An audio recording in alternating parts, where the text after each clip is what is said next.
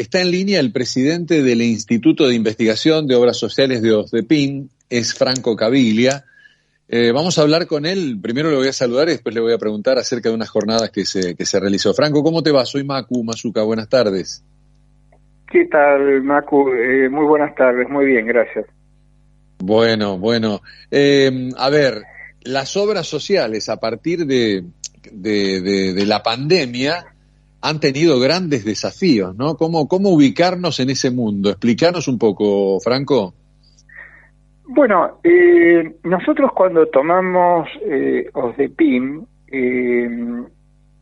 vimos que faltaba mucho trabajo de fondo sobre cuestiones de algunas modificaciones estructurales, porque veíamos que había un problema de desfinanciamiento de las obras sociales. Se hizo un trabajo en ese sentido referente a lo que se denomina gasto catastrófico, es decir, el gasto de alto costo, ¿no es cierto?, claro, y baja incidencia, donde vimos que el 1% de la población, el 1% de los afiliados, representaba el 52% de los recursos de la obra social. ¿Hablas únicamente de OSDEPIN o hablas en general? En general está en un promedio de un 47%. Ajá. Es decir, no estamos muy lejos de decir, estamos un poquito desfasados del promedio, pero el promedio es aproximadamente el 1%. Eso me llevó a mí a pensar en la necesidad de crear un fondo nacional para estas enfermedades. Es decir, yo lo llamo enfermedades catastróficas, pueden llamarse enfermedades de muy alto precio, enfermedades de alto costo, es decir, pongámosle el nombre que quiera, que son unas 12 enfermedades que realmente generan un costo exorbitante. Por ejemplo, el Zolgensma es un medicamento que hoy está por encima de los 2 millones de dólares, que a veces ¿2 millones de dólares? ¿Y cuántas personas están en la necesidad de ese? ¿Y para qué sirve? Bueno, o sea, explícanos eso.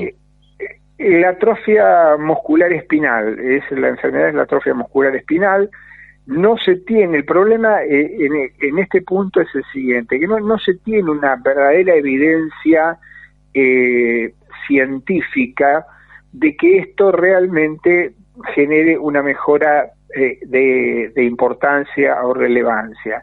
Por eso nosotros creemos que en la Argentina, y acá viene a la pregunta, o sea, hacia la pregunta inicial que me habías hecho, creo que en la Argentina se hace absolutamente necesario crear una agencia nacional de evaluación de tecnologías sanitarias.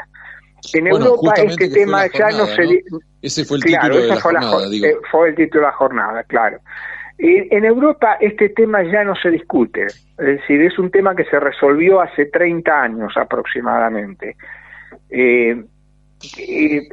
También, digamos, en otros países, tomemos América Latina. En América Latina, por ejemplo, está en Brasil, está en Colombia y en México. Está menos desarrollado, pero se está empezando bien. Acá en Argentina no hay evaluación de tecnología. ¿Qué quiero decir con esto?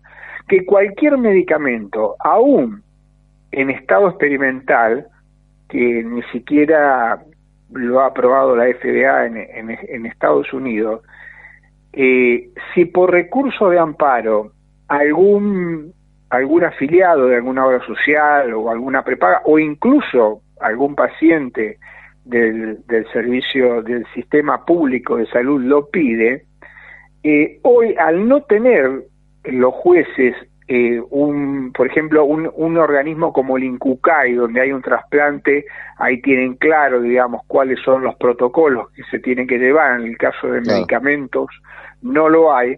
Generalmente nosotros tenemos una estadística que es un 95%, la resolución sale a favor del afiliado que lo pide. Pero no porque, digamos, esto sea el punto justo o de equilibrio, sino porque se carece de una herramienta para hacer la evaluación de si realmente esta tecnología sanitaria, en este caso de un medicamento, hay que aplicarlo a este tema en cuestión que está siendo demandado en la justicia.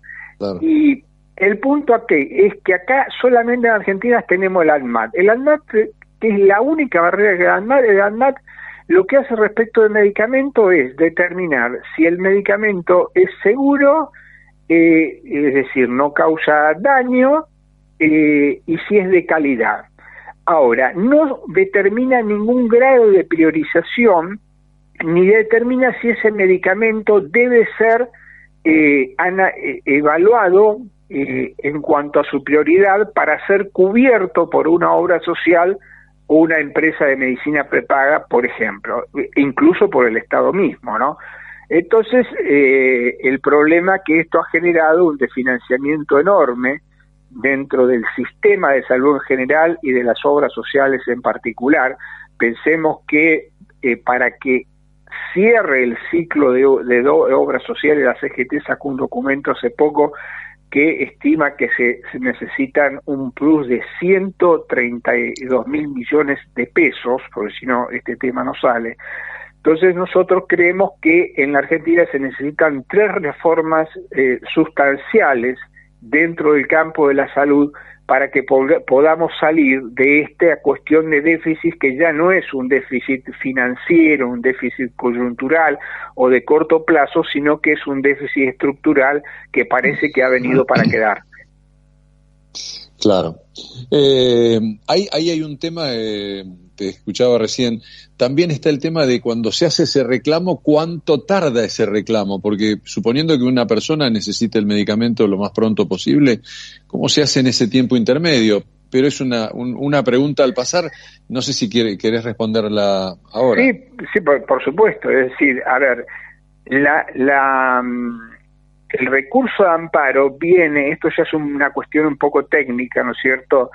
El recurso de amparo viene con una medida cautelar. ¿Qué es una medida cautelar, para que entienda la gente? La medida cautelar es una resolución del juez que dice que más allá de que se discuta el fondo del asunto, de si tiene razón la obra social, claro, o si tiene razón no, el afiliado, si corresponde o no concretamente, la medida cautelar intima a la obra social a dar el medicamento puede ser en un término de 24 horas, 48 horas o 12 horas, como nos ha tocado. Es decir, hay que darlo inmediatamente. Con lo cual, el fondo de la cuestión que era si correspondía o no correspondía, ¿no es cierto? Es decir, si tenía razón el afiliado, tenía razón la obra social, se torna en una cuestión abstracta, porque ya está definido, porque el medicamento ya se lo dio y la obra social tuvo que pagarlo. Claro. Y esto se resuelve en cuestión de, o sea, los juzgados lo han resuelto. Nosotros tenemos una estadística que entre, digamos, un 75, un 80% de los casos lo han resuelto entre 48 horas y una semana, 5 días, o sea, de la semana 5 días, es decir, en forma prácticamente inmediata, con lo cual no hay capacidad de reacción. Y esto, ¿quién pondría la barrera ahí para decir esto corresponde o no corresponde? Lo pondría la Agencia Nacional de Evaluación de Tecnología Sanitaria, porque la evaluación, es decir, supongamos un ejemplo, voy a poner un ejemplo, digamos, para que se me entienda de que estoy hablando, porque por ahí queda muy en abstracto lo que yo estoy planteando. De algo que la gente conoce, digamos, creo que lo conoce mucho mejor, y con el ejemplo creo que lo va a entender. Supongamos que uno está en una lista de trasplante del INCUCAI, trasplante de riñón, está en el lugar número 8, ¿no es cierto? El lugar número 8 está, y entiende, porque por prescripción médica, por estudios, por lo que sea, es decir, irá a un juzgado y llevará todos los elementos procesales para decir, no, en realidad yo no tengo que estar 8 en la lista, tendría que estar en el lugar número 2. Bueno, ¿qué pasa ahí? Ahí el juez tiene toda una estructura que tiene transparencia, que tiene prestigio, que es reconocida socialmente y técnicamente por la forma en cómo trabaja, que le va a decir el juez a la persona, le va a decir, No, señor. Si usted está octavo es porque hay toda una estructura técnica que supera el conocimiento que puede tener un juez sobre este tema, que dice que usted tiene que estar octavo. Entonces, nadie va a judicializar una cuestión del INCUCAE, porque ya hay una institución de estas características con prestigio y transparencia que hace que los jueces directamente, digamos, si alguna vez se le presenta algún caso, sigan el criterio del INCUCAE. Claro, pero claro. no existe dentro del tema de los medicamentos una institución de característica similar, con lo cual cada vez que se pide, y por el hecho de que el derecho a la salud está equiparado al derecho a la vida, siempre va a salir, independientemente de si es un medicamento que no genera ningún beneficio o incluso puede generar algún perjuicio, siempre se lo va a dar, va a resolver en función de lo que está pidiendo el afiliado. Entonces, nosotros estamos trabajando mucho con los jueces federales que trabajan la materia de salud, que son los jueces federales en materia civil y comercial de la capital federal. Lo estamos incorporando a la jornada. Creemos que esto no es una problemática solamente de voluntad legislativa. Creemos que acá tiene que incorporarse lo que yo llamo todo el campo de la salud.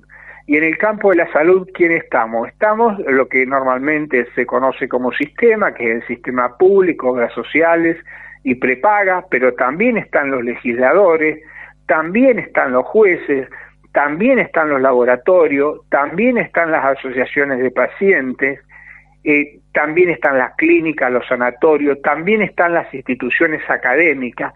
Todos tenemos que opinar y lograr un gran consenso de escasez, en el sentido de tener claro de que las demandas son infinitas y los recursos son escasos. Claro. En nuestro país, digamos, el recurso, es decir, tenemos un buen porcentaje que se aplica a salud, que es el 9.5% del Producto Bruto Interno, que estamos a nivel de estándares mundiales en un muy buen lugar, pero así todo no damos abasto con respecto a las demandas que tenemos. Claro. Y te hago la última pregunta, Franco Caviglia. ¿Y cuáles fueron esas conclusiones de la jornada sobre la evaluación de tecnologías sanitarias? Bueno, ahí propuse y está en estudio el hecho de que tenemos que conformar una mesa que sea una mesa de interrelación, es decir, creemos que tenemos que redefinir la idea de interdependencia de lo que es el campo de la salud, generar diálogo y generar consenso y generar un abordaje epistemológico distinto al que estamos acostumbrados ahora. Ahora el abordaje es, el Poder Legislativo ingresa prácticas médicas o medicamentos al PMO, pero no se pueden financiar. La CGT, que la mayoría de las obras sociales son sindicales, le pide al Estado.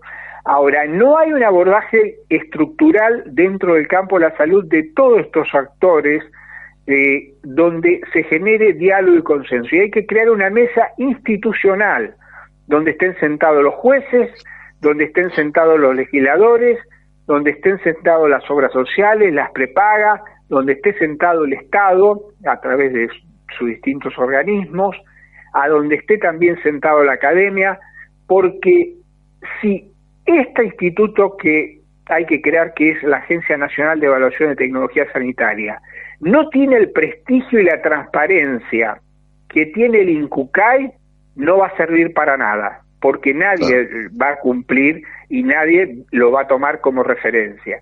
Pero para que tenga ese consenso, en el sentido, como decía anteriormente, ese consenso social de escasez, de que los recursos son escasos, los recursos sí son escasos y las demandas son infinitas, tenemos que lograr un consenso entre todos los actores.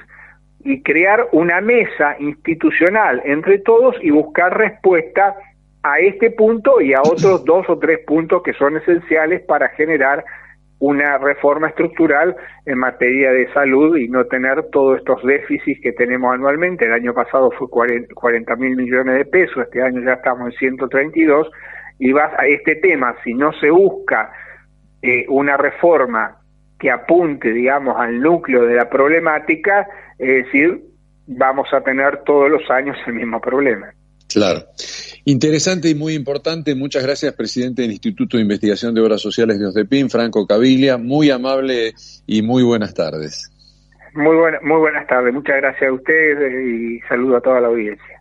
Gracias, señor Caviglia. Hasta luego.